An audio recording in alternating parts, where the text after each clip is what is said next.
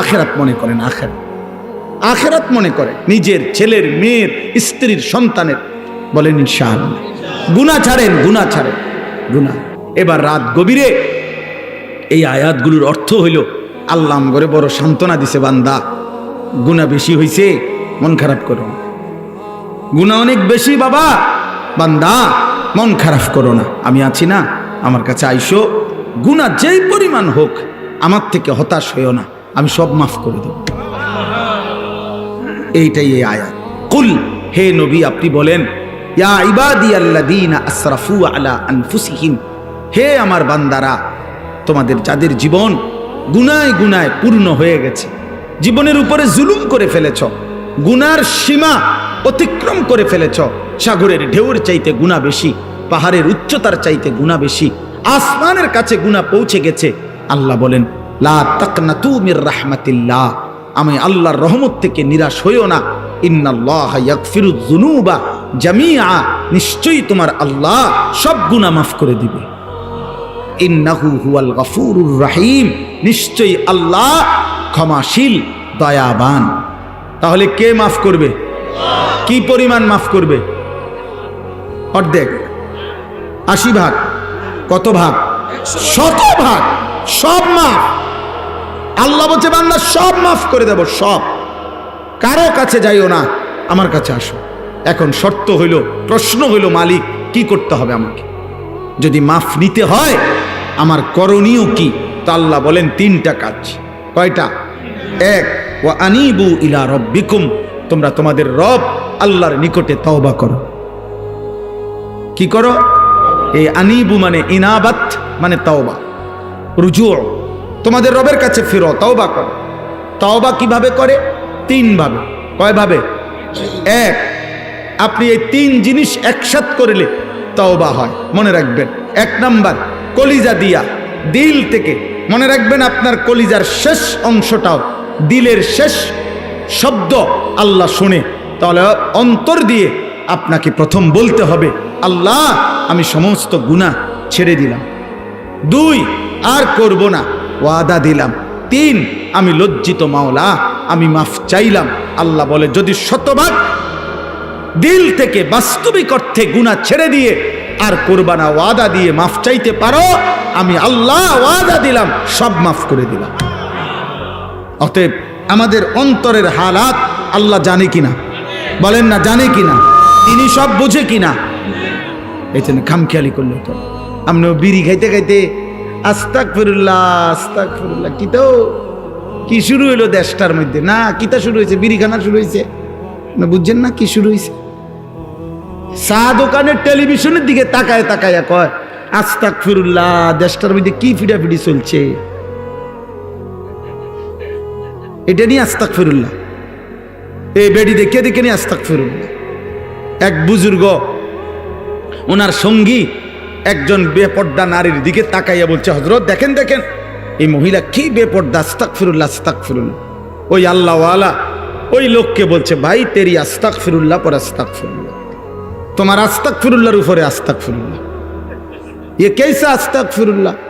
এটা কি ধরনের আস্তাগফিরুল্লাহ? বেডির দিকে ছাইয়া রইছো, আবার কও আস্তাগফিরুল্লাহ। আরে ভাই, পেলে তো নজর হটাও, ফের আস্তাগফিরুল্লাহ পড়ো। আগে তো চোখ সরাও, আগে তো মহিলার থেকে নজর সরাও, এরপরে না কইবা আস্তাগফিরুল্লাহ। ছাইয়া ছাইয়া আগ করে রইছো, কয় আস্তাগফিরুল্লাহ। এই জন্য আপনার পকেটে সুদের টাকা, আপনি দোকানে মাত্র থুইয়া আইছেন সুদের টাকা, এবার ইমাম সাহেবের লগে ডোলে আস্তাগফিরুল্লাহ রাব্বি, ডোলেন কীর্তেন, কার লগে মস্কারি করেন? হ্যাঁ, কার লগে কনিডি? ইমাম সাহেবের? হ্যাঁ, ইমাম সাহেব মাফ করে নাকি? গুনাহ মাফ করে ইমাম সাহেব? তো যিনি মাফ করে উনিয়া দোহানে টেহারি দেখছে না, কথা বুঝেন না? যার কাছে মাপ চাইতেছেন উনি কইতারে না যে পকেটে যে টাকা। এই মাত্র যে আপনি সুদের লেনদেন করে আসছেন, হ্যাঁ, আপনার মুখের বিড়ির দুর্গন্ধ গেছে না, আপনি কি আস্তাগফিরুল্লাহ কন? আস্তাগফিরুল্লাহ থেকে তো গন্ধ বাইর হয়। এই জন্য খামখেয়ালি করলে হবে না, খালেস কি করতে হবে? তাওবা করতে হবে। খালেস তাওবা, গুনাহ ছেড়ে দিলাম আর করব না, ওয়াদা দিলাম, আমি মাওলা লজ্জিত, মাফ চাইলাম, খোদার কসম আল্লাহ বলবে বান্দা আমি মাফ করে দিলাম। 2 নাম্বার ওয়া আসলিমু লাহু, আল্লাহ বলেন এখন থেকে, আজকের থেকেই তওবা করবা যখন, তো এর পরের মুহূর্ত থেকেই নেক আমল আমার আনুগত্য শুরু করে দাও।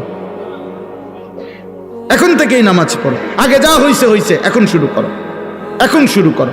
মিন ক্বাবলি আন ইয়াতিয়াকুমুল আযাবু সুম্মা লা তুনসারুন, আল্লাহ বলেন চূড়ান্ত মৃত্যু আসার আগে আগেই, মৃত্যু এসে গেলে আর তোমাকে সাহায্য করা হবে না।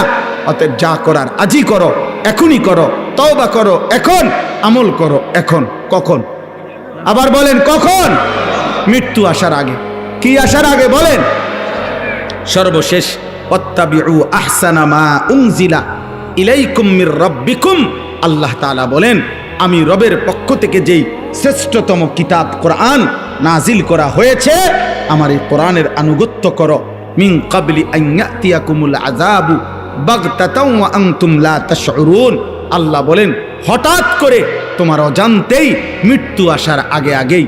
আবারও বললাম বান্দা মৃত্যু কখন আসবে তুমি বুঝবাও না, তুমি টেরও করবা না, তার আগেই তুমি আমার কোরআন মানো, আমার ইসলাম মানো, আমি আল্লাহর কাছে তওবা করে গুনাহ ছেড়ে দাও। আল্লাহ আমাকে, আমার সকল মুসল্লিদেরকে, আপনাদেরকে তৌফিক দান করেন। হযরত আলী ইবনুল ফুজাইল নামে একজন বড় বুজুর্গ ছিলেন। তিনি একদিন রাত্রিবেলা কোরআনুল কারীমের একটি আয়াত ওয়াকিফুহুম ইন্নাহুম মাসউলুন, এই একটি আয়াত তিনি তেলাওয়াত করছিলেন আর ভাবতেছিলেন যে আল্লাহ এখানে কি বললেন। এই আয়াতের অর্থ হলো কিয়ামতের দিন আল্লাহ তাআলা ফেরেশতাদেরকে বলবেন আমার প্রত্যেকটা বান্দাকে একজন একজন করে আমার সামনে এনে দাঁড় করাও, আমার বান্দার পুরা হায়াতের হিসাব আমি আল্লাহ আজকে নিজেই জিজ্ঞেস করব। হযরত আলী ইবনে ফুজাইল ভাবতেছিলেন যে হায়, আমার রব যখন আমাকে জিজ্ঞেস করবেন আমি কি জবাব দেব। এই কথা ভাবতে ভাবতে ওই রাতেই তিনি বেহুশ হয়ে ইন্তেকাল করছেন। এক আয়াতের ভাবনা ওনারে কবরে নিয়ে গেছে, কবরে নিয়ে গেছে। হযরত উসাইদ ইবনে হুজাইর রাদিয়াল্লাহু তাআলা আনহু একজন সাহাবীর নাম। তিনি একদিন রাত্রিবেলা ওনার ঘরে তাহাজ্জুদের নামাজের জন্য আল্লাহর কোরআন তেলাওয়াত করতেছিলেন, সূরা বাকারা। হঠাৎ উনি দেখলেন যে ওনার ঘরে ঘোড়া বাঁধা ছিল, ঘোড়াটা ছুটাছুটি করতেছে। তখন তিনি নামাজ ছেড়ে দিছেন, তাকায়া দেখছেন ওনার বাড়ির উঠানের মধ্যে মেঘের মতো নূর আলোয় আলোকিত হয়ে আছে। গভীর রাত, সকালবেলা নবীজিকে যখন শুনাইলেন, আল্লাহ নবী সাল্লাল্লাহু আলাইহি সাল্লাম বলেন যে লাউ কারাআতাল কোরআন, তুমি যদি সেই ভোর পর্যন্ত আল্লাহর কোরআন পড়তা, তো এরা আল্লাহর ফেরেশতা ছিল যারা কোরআন শুনতে আসছে, তাহলে এই সব বাকি মানুষরাও তোমার তেলাওয়াতের সাথে ফেরেশতারা যে আসছে শুনতেছে এটা দেখতে পাইত। এজন্য এটা জরুরি বিষয়, এটা জরুরি বিষয়। আল্লাহর কথা মনোযোগ দিয়ে শোনা, দিল দিয়ে শোনা। দিল যদি না নড়ে, বিবেক যদি না নড়ে, অনুভূতি যদি না আসে, ফিকির যদি না আসে, আল্লাহর কথা শোনার দ্বারা যদি কলিজার মধ্যে কোনো রকম অনুভূতি না জাগে, যে যেমন ছিলাম তেমনই, যে যেমন আছি এমনই, তাহলে ভাইয়া বাবা এটা শুনে কোনো ফায়দা নেই। বুঝাই গেল কোনো কাজ হচ্ছে না। ওষুধ খাইতেছে মাগার কাম হইতেছে, কোনো লাভ হচ্ছে না। বিড়ি খায় তো বিড়ি এ খায়, সিগারেট খায় তো সিগারেট এ খায়, মিথ্যা বলে তো বলেই, গালি দিচ্ছে তো দিচ্ছেই, নর্তকী দেখে তো দেখেই, নাটক সিনেমা দেখে তো দেখেই, টেলিভিশন দেখে তো দেখেই। কত ওয়াজ আইয়ে যায়, কত বক্তা আইয়ে যায়, কত জুমার বয়ান হয়, কত খতিব আইয়ে যায়। বক্তার পর বক্তা ওঠে, কেউ সুর দিয়া কইল, কেউ টান দিয়া কইল, কেউ কাইন্দা কাইটা কইল, কেউ জোরে কইছে, কেউ আস্তে কইছে, কিন্তু এমন ডাকাতের কলজার ভিতরে কেউ নড়াইতে আসছে। সে নড়ে না। আহা, কিসের বক্তা, কিসের ওয়াইজ, কিসের বয়ান, কিসের নসিহত। এমন মানুষ অসংখ্য যে হুজুর আরো আনতেন পারবেন, বক্তা বদলাইতেন পারবেন, কত কিছু করতেন, কিন্তু আমি সুদখোরকে আমারে আমার জায়গার থেকে এক সুতা নড়াইতে পারতাম। আমি সুদ খামো, আমি কিস্তি নেবই, আমি নর্তকী দেখবই, আমি নাচ গান দেখবই, আমি বিড়ি সিগারেট দেখবই, কইতেন পারেন। বেশিতে বেশি বেশি জোরাজোরি করলে টাকা নিতেন পারবেন, 200 টাকার জাকাত নালে আরো 200 বাড়াইয়া দিলাম, টাকা 500 নলে বাড়াইয়া নেন, কিন্তু আমার খাসিয়ত, অসভ্য অভ্যাস আমার এটা ছাড়াই থাকতে পারলে যদি বেহেস্ত আপনাদের কুলায় চললে, ইমাম সাহেব হুজুর আপনারা যদি পারেন টাকা বাড়াইয়া নিয়ে যদি বেহেস্ত দিতেন পারেন দিয়ে, নাহলে আর কি করার আছে। হ্যাঁ, অসংখ্য নাফরমানের কলিজা এটা, আমি খুলে দেখেন। ওই মনে করে এই যে হুজুরদেরকে যে টাকা দেই, মসজিদ মাদ্রাসায় কিছু টাকা দেই, এডি দিয়ে এই হুজুররা বেহেস্ত মিল করে দিব ওনারে, কারণ বেহেস্ত তো এক এক হুজুর যা যার সুবিধা মতো কিছু কিছু জায়গা টেন্ডার নিয়ে রাখছে, বুঝেন নাই কথাটা? যে যে কয়জনের টেন্ডার নিছে এই কয়জন দিব। আমি মনে করেন 30 জনের লইছি আগের খতিব হিসাবে, এখনকার খতিবা তো আরো 30 জনের ইয়া লইছে, যে যা লইতে পারছি আমরা। খামখেয়ালি মনে করি, আখেরাত খামখেয়ালি। আরে বাবা, এটা মনে রাখতে, দান সাদাকা একটি আমল। আমি এটা খুব শক্তভাবে এর জন্য বলি, বহুত আপনার বড় লোক পয়সাওয়ালা, হ্যাঁ হুজুর এতিমখানায় দিছি 30টা এতিমখানার মধ্যে বছরে মনে 30 লাখ টাকা দিছি হুজুর, দোয়া করবেন। করলাম দোয়া, আগামী বছর আপনি যেন 60 লাখ টাকা দিতেন পারে, কিন্তু সুদের টাকা, ঘুষ, কিস্তি, লোন, বিড়ি সিগারেট, কথায় কথায় গালি, অবৈধ উপার্জন, এক ওয়াক্ত নামাজ যে পড়েন না, ফজরের নামাজ যে কখনোই পড়েন না, প্রতিদিন যে নর্তকীর নাচ, টেলিভিশনের নাটক, সিনেমায় অসভ্য ছবি দেখেন, এগুলো সব এই 30 লাখ টাকার ভিতরে নাকি? কথা বলেন না কেন? এগুলো সব এই 30,000 টাকার ভিতরে, তাইলে এটা বুঝতে শিখে। দান সাদাকা একটি আমল, নামাজ একটি আমল, রোজা একটি আমল, হজ একটি আমল, যাকাত একটি আমল, জিকির একটি আমল, কোরআন তিলাওয়াত একটি আমল। জান্নাতে যাইতে হলে সবটি করতে হবে।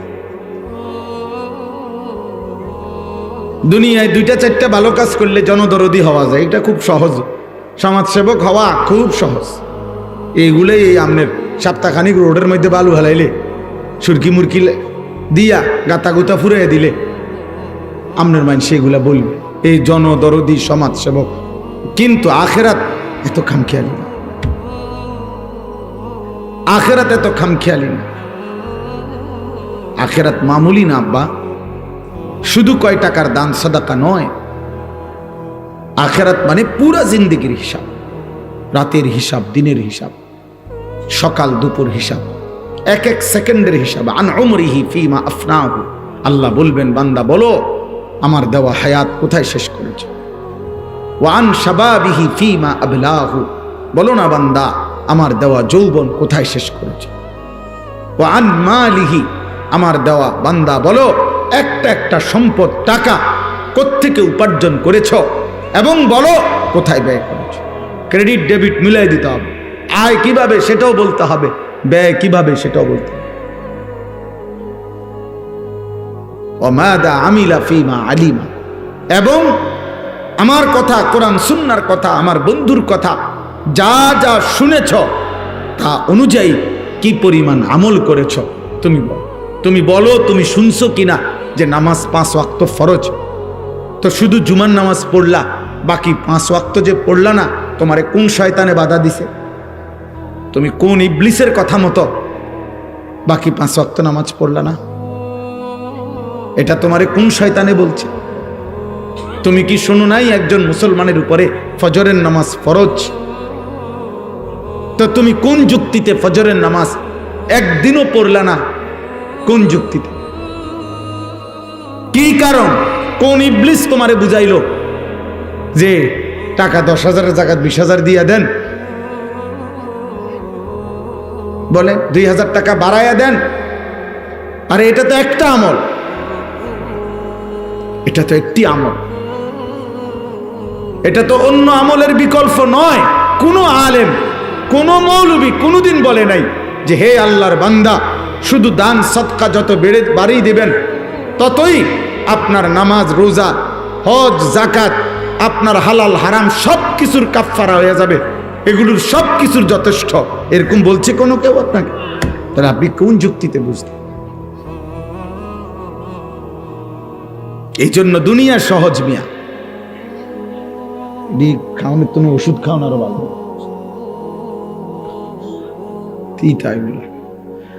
জি, তো এই জন্য ভালো আখেরাত বুঝতে লাগবে না, আপনার লাগবে।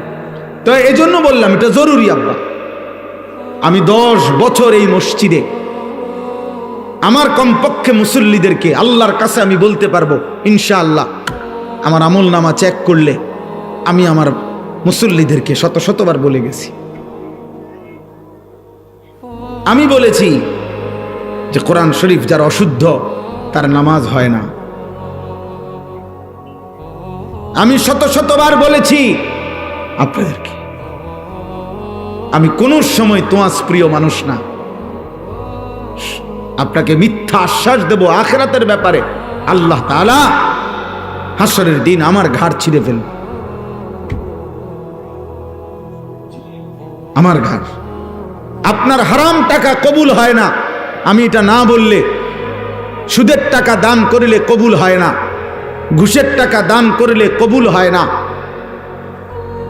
অবৈধ উপার্জনের টাকা দান করলে এটা দিয়া যদি কাবাঘরও কেউ বানায় দেয় সেটা কবুল হবে না। এটা না বললে আমার এলেমের খেয়ানত আমারে আল্লাহ তাআলার ফেরেশতা দিয়ে আল্লাহ ঘাড় ছিঁড়ে ফেলবে। যে আমার বান্দার কাছে এটা লুকাইলা কেন?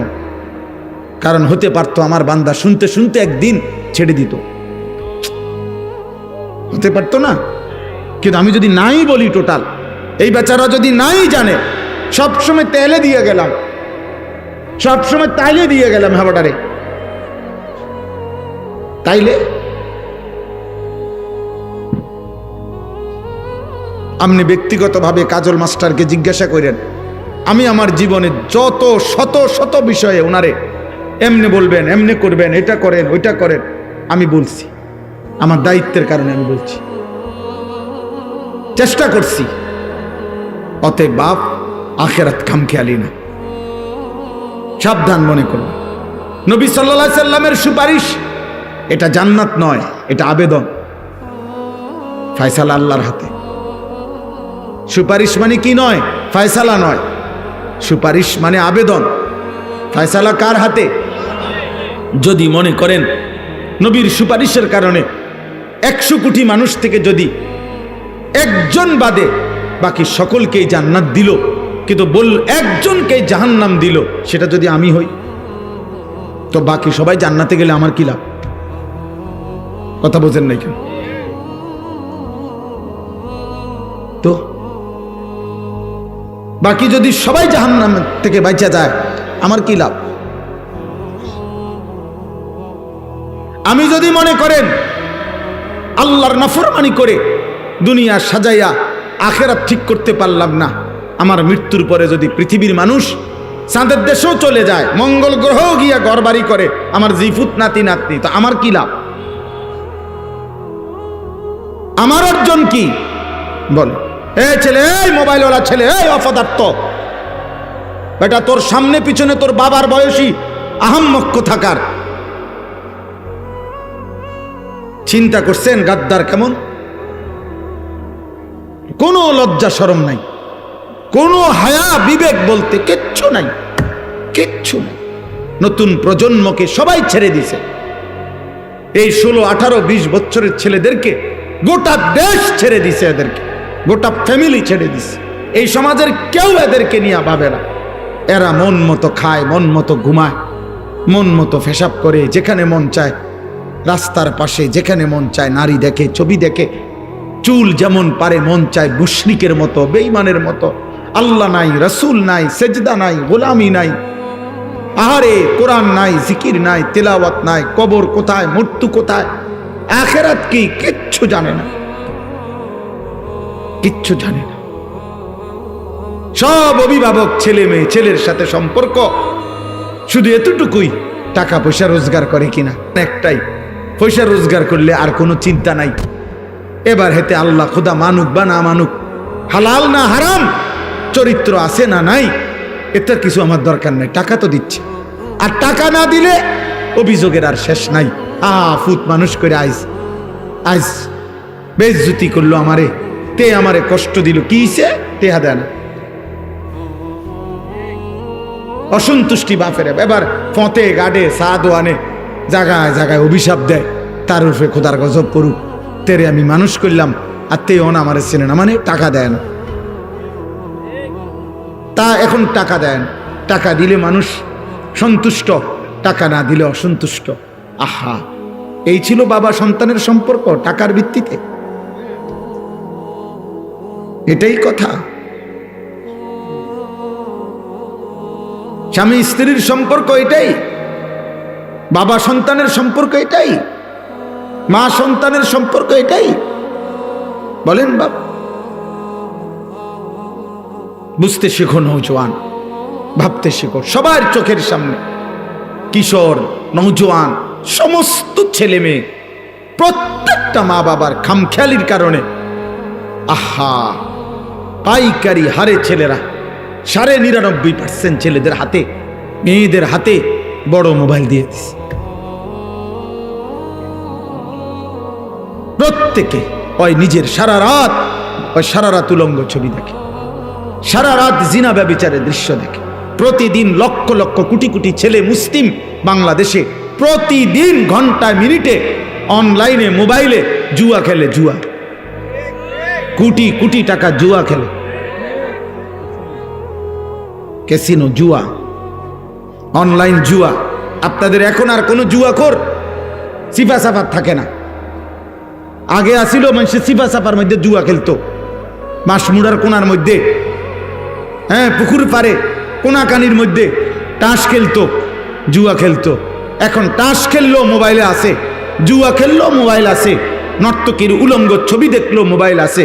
অর্থাৎ বাবা মা পাশের রুমে আপন ঘরে নিরাপদ জায়গায় লাইট ফ্যান সব চলতেছে, সন্তান তার দুনিয়া আখেরাত শেষ করে দিচ্ছে।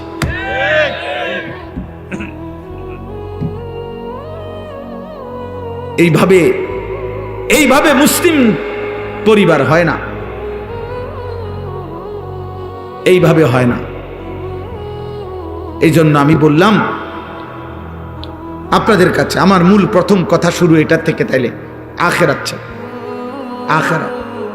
দুনিয়ার হিসাব মিলাইয়েন না, দুনিয়া সবাই ভালো আছে, এই একভাবে না একভাবে প্রয়োজন পূরণ হয়েই যাচ্ছে। 1000 কোটি টাকার মালিক যে, তার যা চাহিদা পূরণ হয়, এ দিন মজুরের চাহিদাও পূরণ হয়। একটু টানা হেসরা থাকে, একটু অভাব থাকে, একটু টানাটানি থাকে। বরঞ্চ আমি কমপক্ষে শত শত মানুষ দেখছি যারা 1000 কোটি টাকার মালিক, উনি সবচেয়ে বেশি অভাবী, তার বেশি অভাব, তার লোন চলে। টাকার মালিক 100 কোটি, লোন আছে 200 কোটি, তার শরীরটাও লোনের উপরে, তে যা আইস দেয় এটা লোনে আসে। হ্যাঁ, তার গাড়ি সব কিছু লোনের উপর, পুরা বডিটা লোনের উপর। অতএব দুনিয়া প্রত্যেকেই কম বেশি ধাক্কাধাক্কি, অভাব, টানাটানি, পেরেশানি, এই নিয়েই দুনিয়া, এই নিয়েই দুনিয়া। জান মাল, ইজ্জত, আব্রু, কোনো কিছুর যথোপযুক্ত নিরাপত্তা নাই, নাই। কারণ আমাদের গুনাহ প্রতিদিন বাংলাদেশে। আপনারা যদি ইনসাফের দৃষ্টিতে, বিবেক দিয়ে যদি ভাবেন, দেখেন দেশের চরিত্রহীনতা পরকিয়া, হারাম আসক্তি, ছেলে পেলেদের অবাধ মেলামেশা, নারী পুরুষের অবাধ মেলামেশা, আর বাজারে মার্কেটে নারীদের অবাধ হাঁটা চলা, জাতির অবস্থা, দেশের অবস্থা, যুব সমাজের অবস্থা দেখেন আপনারা দেখেন। আমি নিজে পত্রিকা ওই দিন পড়ছি, গত 1 বছরে লিখছে পত্রিকার রিপোর্টে, গত 1 বছরে বাংলাদেশে 24 এবং 25 সালে এই 1 বছরের ব্যবধানে বিগত 10 বছরের চাইতেও বেশি HIV আক্রান্ত রোগী, মানে এইডস আক্রান্ত রোগী 10 বছরের চাইতে বাংলাদেশে বেশি বেড়ে গেছে। আমি নিজে পড়ছি, যেটা যৌনতার কারণে, হারাম মেলামেশার কারণে, অবাধ যৌনাচারের কারণে, জিনা ব্যভিচারের কারণে হচ্ছে। এবং সেখানে উনি লেখছে, রিপোর্টার, যে উনি প্রায় 11টা হসপিটালের বর্তমান রোগী যারা চিকিৎসাধীন এইডস আক্রান্ত, তাদের রিপোর্ট দিয়ে বলছে এর মধ্যে বেশি অংশ, উনি বলছেন রিপোর্টার, কিশোর, 16-18 বছরের ছেলে মেয়ে। এবং আরো আশ্চর্য লিখছে ওই রিপোর্টার, যে আরো অবাক করা বিষয় হলো বিশাল একটা অংশ ছেলে, অর্থাৎ যারা সমকামী, যারা নিজেদের মধ্যে অপকর্ম করে রোগাক্রান্ত। তার মানে নারী দেখতে দেখতে, মোবাইলে সারা রাত উলঙ্গ ছবি দেখতে দেখতে এই কুত্তার মতো হয়ে যায়। এইবার আর তার যৌন চাহিদা পূরণের জন্য এই জানোয়ার যেখানে যা পায় সেখানেই ধরে ফেলে, কারণ তার তো কোনো অভিভাবক নাই, তার তো দেখার মতো কেউ নাই, তাকে তো কেউ ধরে রাখে নাই, তার মার তো খবর নাই, তার বাবারও তো খবর নাই। বাবার চোখের সামনেই তো তার চুল মুশরিকের মতো, বাবার চোখের সামনেই তো তার সন্তান 365 দিনে কোনো দিন ফজরের নামাজ পড়ে নাই। তাইলে ও আল্লাহ চিনবে কেমনে? ও মানুষ হবে কিভাবে? ও আখলাক চিনবে কিভাবে? গুনার স্বভাব এটা, খোদার কসম, গুনাহের এটা স্বভাব ছেড়ে দিলে করতেই থাকে। প্রত্যেক যুগে বুজুর্গানে দিন বলছে, নেক কাজ করার জন্য মনের উপরে চাপ দিতে হয়। মানুষের মনের চাহিদা মানুষকে গুনাহ করতেই প্ররোচিত করে। এজন্য আমল করতে হইলে, নেক কাজ করতে হইলে জোর করতে হয়। এমনি সাইয়া তাহন বেডিও, এটা সহজ, কিন্তু চোখ নামানো কঠিন। এমনি ঘুমায় থাকুন 9টা পর্যন্ত, এটা সহজ, কিন্তু ফজরের নামাজের জন্য উঠা কঠিন। এমনি যা পাইলাম সব নিলাম, এটা সহজ, কিন্তু শুধু হালালের উপরে সন্তুষ্ট থাকা এটা কঠিন। এই জন্য নফসের চাহিদা, মানুষের মনের চাহিদা মানুষকে সারাক্ষণ গুনাহ করায়। এই জন্য আপনাদেরকে বলি, বাবা, আপনারা যারা আপনাদের ছেলেদেরকে তার হাতে ছেড়ে দিছেন, মেয়েদেরকে তার হাতে ছেড়ে দিছেন, ওর মতো ও বড় হইতেছে, ওর মতোই ও খাইয়া পইরা মোবাইলে, নারীতে, ছবিতে, বন্ধুদের আড্ডায় বড় হইতেছে। আল্লাহর কসম, এরা মানুষ হয়ে ঘরে ফিরবে না, অমানুষ হয়ে ঘরে ফিরবে। হ্যাঁ, এটাই বাস্তবতা, এটাই সত্য। আপনারা আপনাদের ছেলে মেয়েদের চেহারার দিকে দেখেন, আপনাদের ঘর ফ্যামিলি, পরিবার, দেশ, সমাজ দেখেন। ক্ষমতার পালা বদল যাই হবে হবে, এমক আসবে, তমক আসবে, এই হবে সেই হবে, 24 ঘন্টা 28 ঘন্টা হইয়া যাবে, অটো সিএনজি উঠতে সবাই হেলিকপ্টারে চলবে। বুঝেন নাই কথাটা? হ্যাঁ, মানুষের সমস্ত রাস্তাঘাট বাড়িঘরে চলে আসবে, বাড়িঘর সব রাস্তাঘাটে চলে আসবে, উন্নয়নের জোয়ারে সব হইব, সব হইব, কিন্তু আখলাক, আখেরাত, কবর, পরকাল,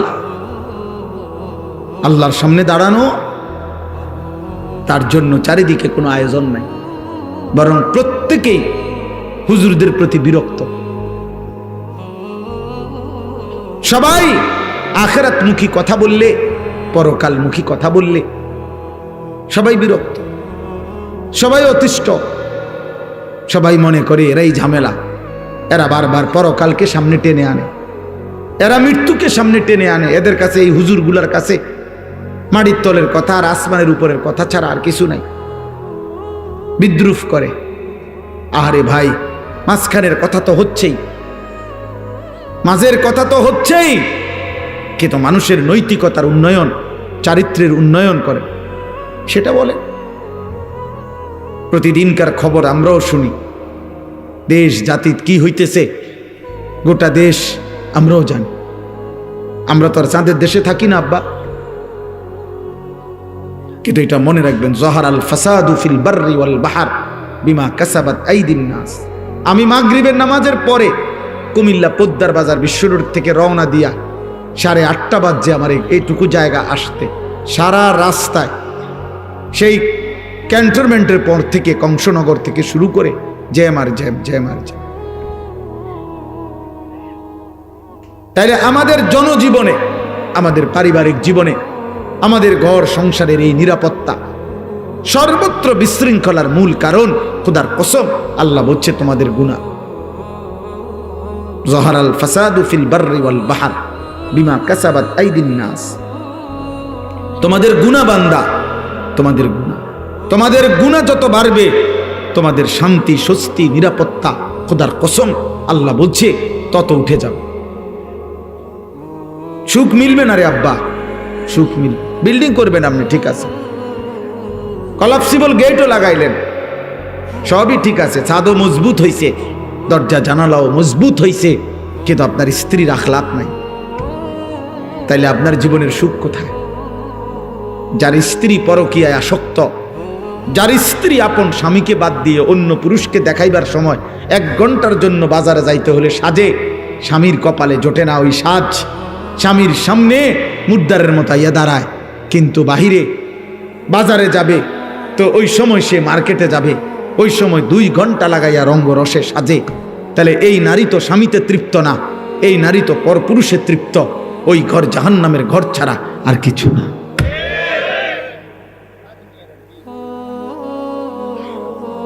এই ঘর তো জাহান্নামের টুকরা। যার ছেলে নামাজ পড়ে না, মেয়ে নামাজ পড়ে না, যার ঘরের কেউ খোদার 365 দিনে ফজরের নামাজ পড়ে না, যে ঘরে ঘুমায় 6 জন সকালে উঠে না একজনও, যে ঘরে ঘুমায় 6 জন আল্লাহর কোরআন পড়তে পারে না একজনও, এই জীবন শান্তি আসবে না, আসবে না রে বাপ। এই হেন্দিয়া ধরলে হেন্দিয়া সিরা যাব, হেন্দিয়া ধরলে হেন্দিয়া সিরা যাব। রাস্তার এই সাইডে ডালাই হয়, এই সাইডে ডালাই উঠতে যায়। আমাদের জনজীবন, আমাদের ব্যক্তি জীবন, পারিবারিক জীবন, সুখের সব আয়োজন সুন্দর, স্বস্তিময়, নিরাপদ করতে হলে আল্লাহ তাআলা বলছে বান্দা গুনাহ ছাড়তে হবে, পাপ ছেড়ে দিতে হবে। গুনাহ আমরা জানি, গুনাহ ছেড়ে দিতে হবে। নবী সাল্লাল্লাহু আলাইহি ওয়াসাল্লাম বলছেন ওয়া ইন্নাল ফুজুরা ইয়াহদি ইলান নার। আল্লাহর নবী বলছেন উম্মত, প্রত্যেকটা গুনাহ তোমাদেরকে জাহান্নামের দিকেই টেনে নিয়ে যাবে। গুনার শেষ ঠিকানা জাহান্নাম। প্রতিটা গুনার ওই পিঠে আগুন আছে। প্রতিটা মিথ্যা, চুরি, ডাকাতি, জিনা, ব্যভিচার, মদ, জুয়া, নাচ, গান, হারাম যত আয়োজন, খোদার কসম ওই আয়োজনের সৌন্দর্য না, ওই আয়োজনের মধ্যে আগুন জ্বলে। এজন্য বেহায়া নর্তকীর হাসির মধ্যে হাসি নয়, ওটা আগুন জ্বলে। বেপর্দা নারীর শরীরে আপনার সাজসজ্জা নয়, বরং আগুন জ্বলে, আগুন, আগুন জ্বলে। সুদের টাকায় আগুন জ্বলে, ঘুষের টাকায় আগুন জ্বলে, কিস্তির টাকায় আগুন জ্বলে, 2 নম্বরই টাকায় আগুন জ্বলে, আগুন জ্বলে। সুখ আসবে না, স্বস্তি আসবে না, নিরাপত্তা আসবে না, নিরাপত্তা আসবে না। গুনাহ ছেড়ে দিতে হবে। আমিও, আপনিও, সবাই সবাই। ওয়াযারু যাহিরাল ইসমি ওয়া বাতিনা। আল্লাহ বলছে বান্দা প্রকাশ্য গুনাহ ছেড়ে দাও, গোপন গুনাহ ছেড়ে দাও। আল্লাহ বলছেন ওয়ালা তাকরাবুল ফাওয়াহিশা মা যাহারা মিনহা ওয়া মা বাতান। আল্লাহ বলছে বান্দা প্রকাশ্য ব্যভিচার, অশ্লীলতার কাছেও যেও না, গোপন অশ্লীলতার কাছেও যেও না। কোরআনে আল্লাহ বারবার বলছে গুনাহ ছেড়ে দাও।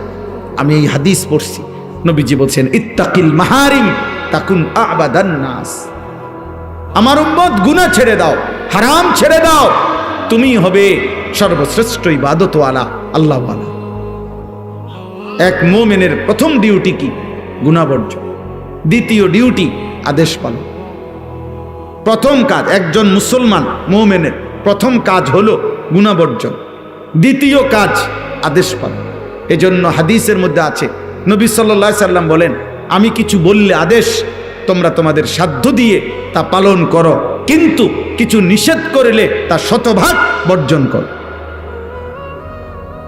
মিথ্যা বলবা না একজনও, চুরি জিনা ব্যভিচার হারাম উপার্জন করবা না একজনও, ইবাদত করবা সাধ্য মতো। কেউ দিবে 10 টাকা, কেউ দিবে 10,000 টাকা সাধ্য মতো। কেউ পড়বে 2 রাকাত নফল, কেউ পড়বে 10 রাকাত নফল সাধ্য মতো। কেউ রাখবে 2টা নফল রোজা, কেউ রাখবে 20টা নফল রোজা। সাধ্য মতো করো, সাধ্য মতো, সাধ্য মতো। কেউ পড়বে 3 বার সুবহান রাব্বিয়াল আযীম, কারো সময় আছে কেউ 7 বার পড়ুক, কেউ 9 বার পড়ুক, কেউ 11 বার পড়ুক। তোর রাত লম্বা সেজদা দাও সাধ্য মতো। মানে আদেশ পালন করো সাধ্য মতো, কিন্তু নিষেধ বর্জন করো পুরা মতো, পুরা মতো, পুরা মতো, সাধ্য মতো না। মিথ্যা বলা, চুরি করা, জিনা করা, ব্যভিচার করা, মদ খাওয়া, জুয়া খেলা, ওজনে কম দেওয়া, ধোকাবাজি, বেহায়াপনা, বেপরদিগি, আব্বা 50-50 কোনো অনুমতি নেই, কোনো অনুমতি নেই। আমার জন্য নাই, আপনার জন্য নাই। গুনাহ শতভাগ ছেড়ে দিতে হবে, এটাই মুমিনের জীবন। আমাদের প্রথম ডিউটি, আমরা মুসলমান, আমাদের প্রথম দায়িত্ব তাকওয়া। তাকওয়ার প্রথম অর্থ গুনাহ বর্জন, এর পরের দ্বিতীয় অর্থ হলো আদেশ পালন। আপনারে আমি উদাহরণ দেই, তাহলে আরো সহজে বুঝবেন। একজন ব্যক্তির নামাজের ওয়াক্ত হইছে, কথা বুঝেন, এখন তার উপরে নামাজ পড়বে সে, কিন্তু তার এই কোমর থেকে নিয়ে আপনার এই হাঁটু পর্যন্ত, নাভি থেকে হাঁটু পর্যন্ত সতর ঢাকা, এটা হলো ফরজ। সতর ঢাকাটা কি? মনে করেন এটা খোলা, এটা খোলা, এটা খোলা রাখা, এটা হলো গুনাহ। আর নামাজ পড়া, এটা হলো নেকি। এখন এই দুইটা মুখোমুখি, অর্থাৎ তার সতর খোলা, আবার তার নামাজের ওয়াক্ত। তাহলে এখন আগে তার দায়িত্ব কি? এই আগে হলো এই তোমার যে সতর খোলার গুনাহ হচ্ছে, এটা আগে, এটা আগে কি করো? ঢাকো, ঠিক করো, এরপরে আদেশ পালন। এই জন্য নামাজের আগের ফরজ হইল, বাহিরের ফরজ হইল সতর ঢাকা, সতর ঢাকা। গুনাহ আগে বর্জন করো, এরপরে আদেশ পালন করো। আগে ঝংকার সরাও, এরপরে রং লাগাও। আগে কুত্তা সরাও, এরপরে ভিক্ষা দাও। আগে ক্ষতি সরাও, আগে গুনাহ বর্জন করো। গুনাহ, গুনাহ। চাচাদা, বাবারা, আপনাদেরকেও বলি, এই চাচা, আমার বাপ, আপনারা যারা যাও কিছু কম বেশি নেক আমল করেন, সাথে বিড়ি খাইয়া কিন্তু সমান করে লান। সাথে টেলিভিশনে নর্তকী দেখলে সমানও থাকে না। কারণ মনে রাখবেন, গুনার মধ্যে কোনো আপনার ভুল নাই, কিন্তু আপনার ইবাদত আমলের মধ্যে ভুল আছে। 1 ঘন্টা যে নর্তকী দেখছেন, এটা পিওর গুনাহ, এখানের মধ্যে কোনো ঝামেলা নাই। কারণ আপনি কোনো বেডি দেখতেন গিয়া বেডই দেখছেন না, বেডিতেই দেখছেন। কিন্তু আপনি যেই নামাজ পড়ছেন, নামাজের রুকু, সেজদা, সূরা, কেরাত, আত্তাহিয়াতু, দুরূদ শরীফ, সব কিছুর মধ্যে ত্রুটি আছে। এটি সবটির মধ্যে লাল কালি দিয়া কাটলে ফেরেশতা আমনের এটার পুরাটার ওজন 10 কেজি না দূরে থাক 100 গ্রাম হইতাম, তাহলে আপনার নেকির ওজন আসবে না 100 গ্রাম, কিন্তু আপনার গুনাহ পুরো 100। আপনি যে সুদের টাকা নিছেন 2000 বা 20,000, একটা টাকা সুদখোর কম নেয় নাই। একটা টাকা দেখছে সিরা, এটা বদলায় লইছে। একটা টাকা দেখছে কষ্টে বলা, এটাও বদলায় লইছে। তাইলে আপনি গুনার মধ্যে কোনো ভেজাল নাই, গুনাহ করছেন পিওর, কিন্তু আমল তো করেন নাই পিওর। তাহলে সমান সমান, সমান সমান হতো না। তাইলে কি মুশকিল বলেন? কি মুশকিল হবে? গুনাহ জাহান্নামে নিয়ে যায়, গুনাহ জাহান্নামে নিয়ে যায়, পাপ জাহান্নামে নিয়ে যাবে। আব্বা, জাহান্নাম বড় ভয়ানক, খামখেয়ালি মনে করেন না এটারে। আবারও বলছি, একটা আমল, 2টা আমল দিয়ে, কিছু দান সাদাকা দিয়ে আপনি আখিরাতের এত লম্বা মঞ্জিল পার হওয়ার জন্য যথেষ্ট মনে করেন। আমি অনুরোধ করলাম, আমি অনুরোধ করলাম। জাহান্নাম বড় ভয়ানক। কোরআনুল কারীমের মধ্যে আল্লাহ বলছেন ইয়াউমা তুকাল্লাবু ওয়ুজুহুহুমুন নার। আল্লাহ বলছে বান্দা মনে রেখো বান্দা, দুনিয়ার মধ্যে উত্তপ্ত কড়াইয়ের তেলে মাছ যেভাবে এই পিঠ ওই পিঠ চাপ দিয়া দিয়া ভাজি করে, খোদার কসম আল্লাহ বলছে নাফরমান বান্দা জাহান্নামের আগুনে তোর চেহারা তোর শরীর এইভাবে উলট পালট করে পোড়ানো হবে।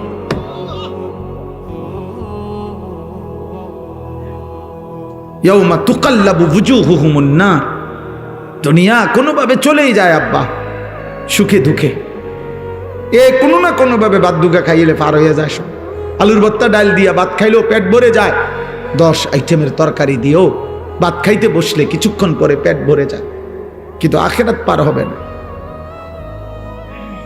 ইন্নাল মুজরিমিনা ফি আযাবি জাহান্নাম খালিদুন।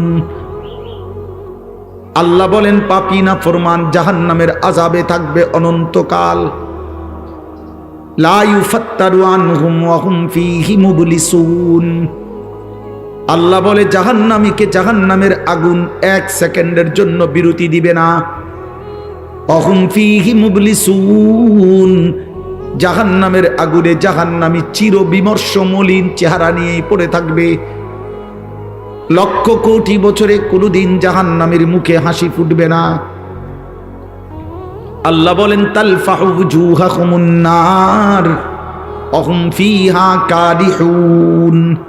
আল্লাহ বলে বান্দা জাহান্নামের আগুনে তোমার চেহারা পোড়ানো হবে।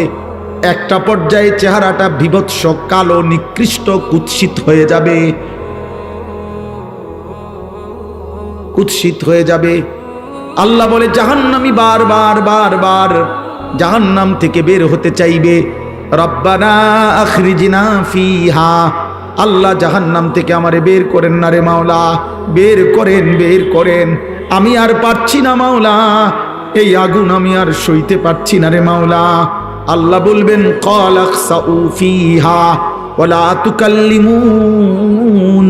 আল্লাহ বলবেন আহান নাফরমান জাহান্নামে পড়ে থাক, আর কোনোদিন কোনো কথা বলবি না, কোনো আবদার কোনো অনুরোধ আমি আল্লাহ শুনবো না। আল্লাহ বলছেন কোরআনে ওয়ালাউ তারা ইদিল মুজরিমুনা নাকিসু রুউসিহিম ইনদা রাব্বিহিম রব্বানা আবসারনা ওয়া সামি'না ফারজি'না না'মাল সালিহান ইন্না মুকিনুন। আল্লাহ বলে বন্ধু সেদিন আখিরাতে হাসরের ময়দানে আপনি বন্ধু চোখে দেখবেন নাফরমান পাপী আমি আল্লাহর সামনে মাথাটা নুয়ে লজ্জায় অপমানে বেইজ্জতিতে মাথা নুয়েই আমার সামনে দাঁড়িয়ে থাকবে আর বলবে আল্লাহ যাবি হাসরের ময়দানের সব কিছু নিজ চোখে দেখলাম, নিজ কানে শুনলাম, সব আমি বিশ্বাস করলাম। ফারজি'না না'মাল সালিহান। আল্লাহ আজকে আখিরাত আর হাসরের ময়দান থেকে একবারের জন্য আমারে আবার দুনিয়ায় পাঠান, এবার গেলে আমি নেক আমল করব। আল্লাহ বলবেন না না, ওয়ালাউ শি'না লাআতাইনা কুল্লা নাফসিন হুদাহা। বান্দা আমি তো চাইলে দুনিয়াতেই বাধ্য করে জবরদস্তি করে আমি তো নামাজ পড়াইতে পারতাম, আমার বন্দেগী করাইতে পারতাম, এই মানুষগুলোকে আমি আল্লাহ সেজদা দেওয়াইতে সম্ভব, আমি চাইলে পারতাম, কিন্তু আমি চেয়েছিলাম মহব্বত করে আমার কথা মেনে, আমার রসুল আমার নবীর কথা শুনে, আমার আলেমদের কথা শুনে, আমার কোরআনের কথা বিশ্বাস করে তুমি সেজদা দিবা, আমার গোলামি করবা। আমি চাইছিলাম আজ আখিরাতে আমি নিজ হাতে জান্নাত তুলে দেব, কিন্তু তুমি তো নিলা না বান্দা। ওয়ালাকিন হাক্কাল কওলু মিন্নী লাআমলা আন্না জাহান্নামা মিনাল জিন্নাতি ওয়ান নাসি আজমাইন। আল্লাহ বলে আজকে চূড়ান্ত ফয়সালা না ফরমান, আজ আমি তোর মতো নাফরমান জিন আর মানুষ দিয়ে আমার জাহান্নাম পূর্ণ করব, জাহান্নাম পূর্ণ করব, আমি ছাড়ব না, আমি মাফ করব না। আজ আমি মাফ করব না রে বান্দা, আজ আমি বিচার করব। জন্য আবারও বলছি আব্বা, আবারও বলছি, সুপারিশ মানে নবীর ফয়সালা না, আল্লাহর হাতে ফয়সালা। নবী সাল্লাল্লাহু আলাইহি সাল্লাম চাইবেন এবং নবীকে আল্লাহ খুশি করবেন, সব ঠিক আছে, সব ঠিক আছে। কিন্তু নবীজির সুপারিশের পরেও যাদেরকে আল্লাহ জাহান্নাম দিবেন, সে যদি আমি হই, কথা বলেন না কেন? নবীজির হাতে, রাসূলুল্লাহ সাল্লাল্লাহু আলাইহি সাল্লামের 23 বছরের জামানায় নবীজির হাতে পড়ছে অগণিত লোক, এটা ঠিক কিনা? তো আবার ওনার হাতে কালেমা পড়ে নাই, এটা ঠিক কিনা? তো ওরা পড়লো না কেন? কথা বলেন না কেন? আবু তালেব, আরে ভাইয়া, আবু তালেবের জন্য কি করছে নবীজি? কি আহাজারি রোনাজারি করছে, মৃত্যুর পূর্ব মুহূর্ত পর্যন্ত চোখের পানি ফেলছে। মৃত্যুর পরে কোরআন শরীফের সূরা তাওবার মধ্যে আছে, আবু তালেবের মৃত্যুর পরেও নবী আবার আল্লাহর কাছে হাত তুলে বলছে, আল্লাহ আমার চাচাটারে মাফ করে দেন, আমার চাচা জাহান্নামের আগুনে জ্বলবে। আল্লাহ আমি এটা মাইনা নিতে পারি না। আসমানওয়ালা আল্লাহ কোরআনের আয়াত নাজিল করছে, বন্ধু হাত নামান, আমি মাফ করব না। নামান, হাত নামান, খোদার কসম, এটা কোরআন শরীফের আয়াত। হাত নামান, আমি মাফ করব না রে বন্ধু। কার হাত নামাইছে? কার হাত বুঝছেন? কার হাত? আপনি বুঝছেন উনি কেডা? আপনি বুঝেন উনি কে? আল্লাহর কি হয় জানেন? কলজাটা, কলজা, ওই মালিকের কলজার টুকরা এটা। তিনি মাহবুব, তিনি হাবিব, এই কায়নাতে এর চাইতে প্রিয় ওনার কে? তো তার হাত কামাই দিছে বেটা, ওনার হাত কামাই দিছে। নামান, আপনি হাত নামান। আপনি কে? আমি কে? বেশি খামখেয়ালি মনে করেন আপনার। ইব্রাহিম আলাইহিস সালাম কোরআন শরীফে আছে, ইব্রাহিম আলাইহিস সালাম ওনার আব্বা আজরকে জাহান্নাম থেকে বাঁচাবার জন্য কত লক্ষবার যে কাকুতি মিনতি করছে কোরআনের মধ্যে আছে, শত শতবার, ইয়া আবাতি, ইয়া আবাতি, ইয়া আবাতি, ইয়া আবাতি, কোরআন শরীফে আছে। আব্বা, এই আব্বা, এই আব্বা, আব্বা আপনি ইমান আনেন, ওই বাপ ইমান আনেন, বাপ ইমান আনেন, ইমান আনেন, ইমান আনেন, আপনার জাহান্নামের আযাব ধরে ফেলবে রে আব্বা, আপনি শয়তানের গোলামি করেন না রে আব্বা। এইভাবে বলছেন। আসমানওয়ালা বলছে, ইব্রাহিম খলিল হইতে পারো তুমি আমার, আমি তোমার বাপের হেদায়েত দেব না।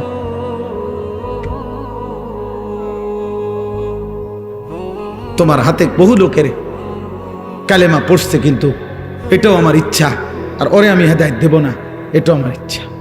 তো যেই ইব্রাহিমের হাতে তার পিতা কালেমা পড়লো না, আবার সেই ইব্রাহিমের মাত্র 12 বছরের ছেলে ইসমাইল ওরে যখন আল্লাহর কথা বলছে, স্বপ্নে দেখছি তোমারে জবাই করতেছি, তুমি কি কও বলো বাবা? সন্তান বলতেছে, আব্বা আমি আমার মালিকের ফয়সালায় রাজি আছি। তাইলে 12 বছর বয়সের ছেলেটাকে আল্লাহ চিনাইলো কে? আর 60 বছরের বাবাকে আল্লাহ চিনাইলো নাকি? সব কার ফয়সালা? আবারও বলছি, খামখেয়ালি করবেন, খামখেয়ালি করেন না, একজন মুসলমানও না। আখেরাত, আখেরাত, গুনাহ থেকে বাঁচেন, গুনাহ থেকে বাঁচেন,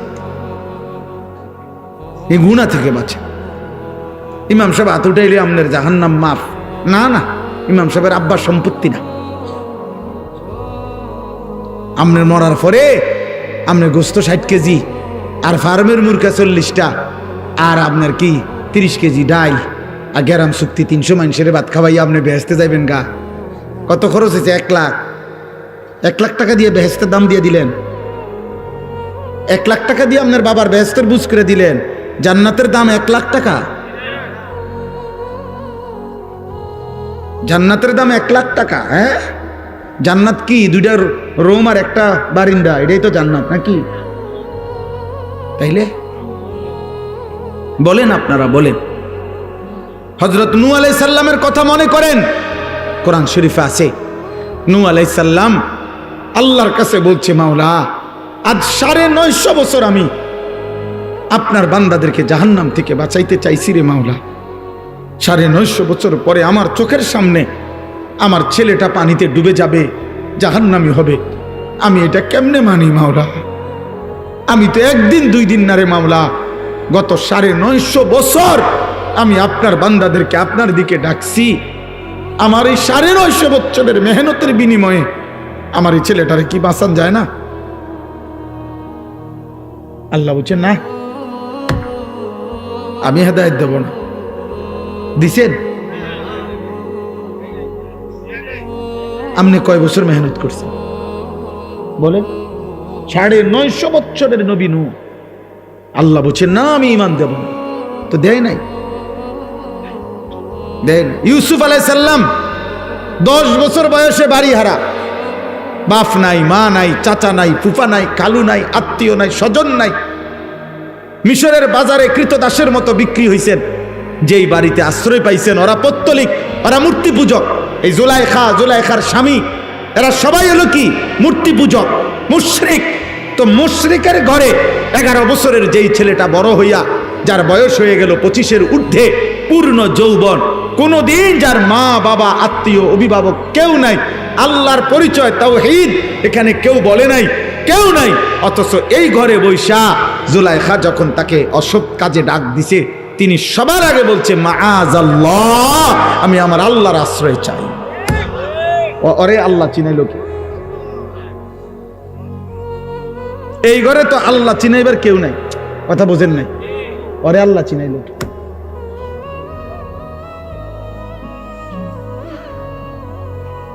বলে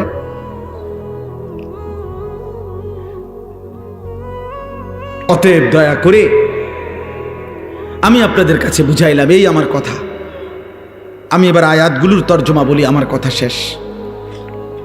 আপনাদেরকে মূল বক্তব্য এটা বুঝলাম, গুনাহ ছাড়েন। আখেরাত আখেরাত আখেরাত আখেরাত আখেরাত, দুনিয়া কোনো না কোনো ভাবে মিলাইয়া পার হয়ে যাবেন। আপনি সব শেষ করেন না, আপনার ফুতে বাকিটা করব। হুদা কামে আপনি লাফাইয়েন না। আমনে থাকতে পুরা বাড়ির কাম শেষ করতে হবে জরুরি না।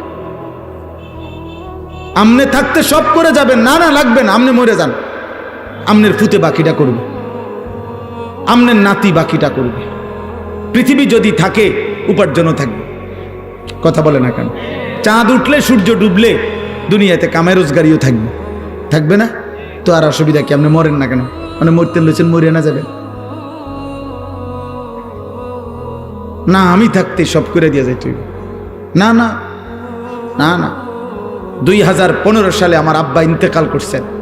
আমার আব্বা ইন্তেকালের পরে আমরা 5 ভাই ছিলাম, 3 বোন। আমরা 5 ভাইয়ের বাড়ি, বিল্ডিং, দালান, আলাদা আলাদা জমি কিনছি, বিল্ডিং করছি, ঘরের সমস্ত ফার্নিচার আমরা বানাইছি। কোনোটাই আমার আব্বা থাকতে ছিল না আমাদের। আমার আব্বা থাকতে আমরা সরকারি একটা লিজ ওয়ালা বাসায়, আমার বাবার সাথে মা, আমরা আব্বা মা সহ আমরা থাকতাম। আমরা সরকারি একটা লিজওয়ালা বাড়িতে ছিলাম, ভাঙ্গাচুঙ্গা একটা বাড়িতে ছিলাম। বাবার ওইখানে ইন্তেকাল হয়েছে। এরপরে আমরা আলহামদুলিল্লাহ, বাবার মৃত্যুর পরে সব হয়েছে, বাবা লাগছে না, এই জন্য বিল্ডিং করতে আব্বা লাগে না, সোফা বানাইতে বাপ লাগে না মিয়া। কিন্তু আখেরাত গড়তে হইলে বাপ লাগে। কারণ বাবার হাতে যদি, মায়ের হাতে যদি মাসুম বাচ্চা সুন্দর দিন না শিখে, আল্লাহ না চিনে, ছোটবেলায় যদি তাকে কোরআন সুন্নাহ না শিখায়, তো ভবিষ্যতে বড় হয়ে তাকে শুধরানো বড় কঠিন হয়ে যায়। এজন্য এটা জরুরি, আপনি আপনার পরিবারকে আল্লাহ চিনান, আখেরাত চিনান, গুনাহ থেকে বাঁচান, হারাম থেকে বাঁচান। ছেলেটার সামনে দাঁড়ান, ফজরের নামাজে আপনার ঘরের মানুষ যতজন, আপনি শপথ করেন আমার ঘরের সদস্যরা ফজরের নামাজ পড়তে হবে। প্রয়োজনে যুদ্ধ হবে, প্রয়োজনে স্ত্রী গুসা হবে, প্রয়োজনে আপনার 16 বছরের ছেলেটা আপনার ঘর থেকে বের হয়ে যাবে, তারে ধাক্কা দিয়ে বাইর করে দেন। তুই আল্লাহর দুশ্মন, তুই নবীর দুশ্মন, তুই আমার মালিককে সেজদা করস না, তোর মতো নাফরমানের জন্য খাবারের লোকমা আমি কেন উপার্জন করবো বেটা? ওই যে শয়তানের গোলামি করে, ওই শয়তানের হাতে ওরে ছেড়ে দেন। অত মোবাইলের গোলাম, ওরে মোবাইলের হাতে ছেড়ে দেন। ও ওর সমবয়সী বন্ধুদের দ্বারা আড্ডাবাজিতে ব্যস্ত, ওরে ওদের হাতে ছেড়ে দেন। যা তোর লগে আমার কি বেটা, তোর সাথে আমার কি বেটা, নাই তো হবে না, কঠিন না হইলে হবে না। আপনারা বেশি খামখেয়ালি শুরু করছেন। আমরার কাছে আইয়া কেবল দোয়া, হ্যাঁ হুজুর দোয়া করে জিভুত যাতে মানুষ হয়, কিতা মানুষ টেহা কামায় যাতে, এই ছাড়া এইটাই বুঝি তো অর্থ, এটার অর্থ। হুজুর দোয়া করবেন রবিবারে সাত ডালাই, খাস করে দোয়া করবেন। খাস করে কি দোয়া? সাত ডালার খাস দোয়া কি বলেন বলেন বলেন। হ্যাঁ, আমি খাস দোয়া এই জন্য করছি, একবার একজনের যে খাস করে দোয়া করি ডালার দিন যাতে বিল্ডিং ডাইবা যায়।